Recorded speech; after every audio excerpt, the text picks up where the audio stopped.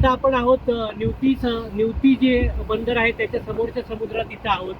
खरं तर ही बोट तुम्ही बघताय, ही बोट आहे पर्सननेटची बोट आहे. आणि महाराष्ट्र शासनाचा जो नियम आहे त्यानंतर 1 जानेवारी पासून पर्सिस्टंट फिशिंगला बंदी केलेली आहे.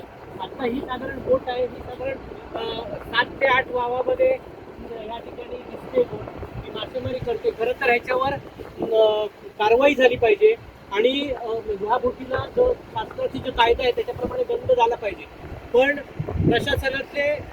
प्रशासनातले जे भ्रष्ट अधिकारी आहेत ते भ्रष्ट अधिकाऱ्यांमुळे ह्या बोटीला ह्या ठिकाणी ह्या पर्सिस्टंटच्या बोटीला मासेमारी करायला परमिशन मिळते आणि त्यांचा बीड चेपतो.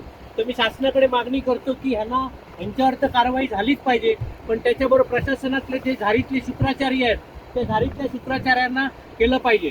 कारण पालकमंत्र्यांनी मत्स्योद्योग मंत्र्यांनी ड्रोन आणलेत, इतर यंत्रणा आणलेली आहे यांच्यावर लक्ष ठेवण्यासाठी. पण जे प्रशासनातले जे भ्रष्टाचारी बाबू आहेत त्यांना ह्या सगळ्या गोष्टी करायच्या नाही आहेत. ह्या सगळ्या तिकडे जरा दाखव ते ह्या सगळ्या ह्याच्या म्हणून यांना इथे हे बघा, हे कुठची बोट आहे, ह्या बोटीवर नंबर पण नाही आहे साधा. ह्या बोटीवर नंबर नसलेल्या ही अशा प्रकारच्या बोटी ह्या सागरी सुरक्षेसाठी अतिशय घातक असतात. तो कसाब आलेला 26/11चा हल्ला करण्यासाठी तो अशाच प्रकारच्या बोटीत आलेला. तुम्हाला आता मी झूम करून दाखवतो. ते जे नंबर आहेत बोटीचे, ते नंबर बोटीचे कसे खोडलेले आहेत ते बघा तुम्ही. तर ते खोडलेले नंबर अशा प्रकारचे हे सागरी सुरक्षेला एक आव्हान म्हणून त्या ठिकाणी होतं.